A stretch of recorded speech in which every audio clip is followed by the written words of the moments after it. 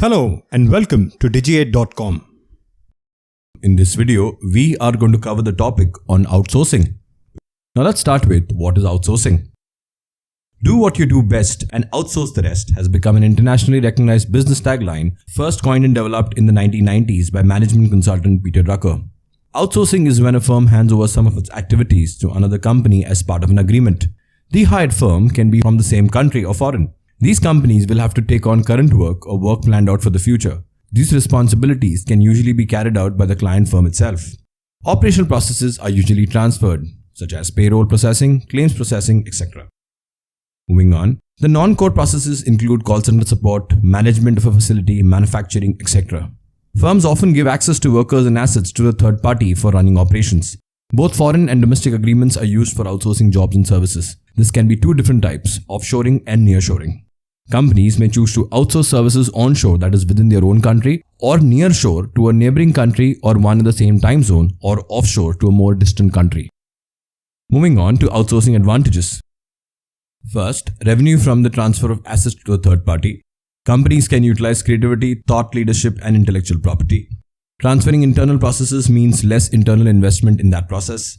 Easier to change processes to keep up with the business and commercial situation. Capacity is flexible. Firms can avail resources and expertise they otherwise would not have. Firms can pay more attention to core capacity and business strategy. Expertise of professionals can be accessed without having to hire or mentor them, and can be released to the market faster. Moving on to the disadvantages of outsourcing.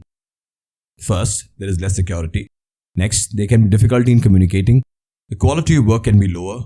This could alarm current employees. There is less control the client firm has over the outsourced process. Offshoring can lead to a gap in time zones. There will be a cultural and linguistic constraint, and a third party will not have the knowledge of the business and its domain. Moving on to types of work outsourced. The market needs and demands of the firm itself decide what type of work gets outsourced.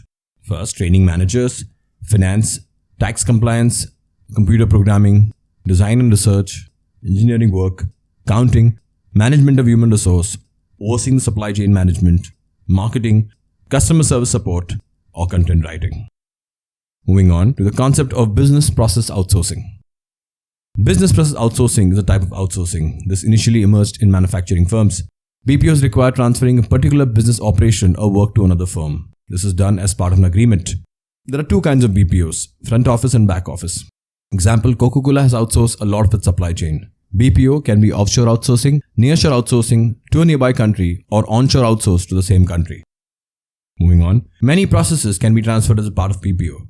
Some of these are information technology enabled services, knowledge process outsourcing, and legal process outsourcing. When BPO started, its aim was to reduce cost. Nowadays, back office functions are transferred by many firms. This seeks to improve the time flexibility of these processes. They can also come under better supervision. This shift is part of transferring more and more service-based processes rather than product-based ones.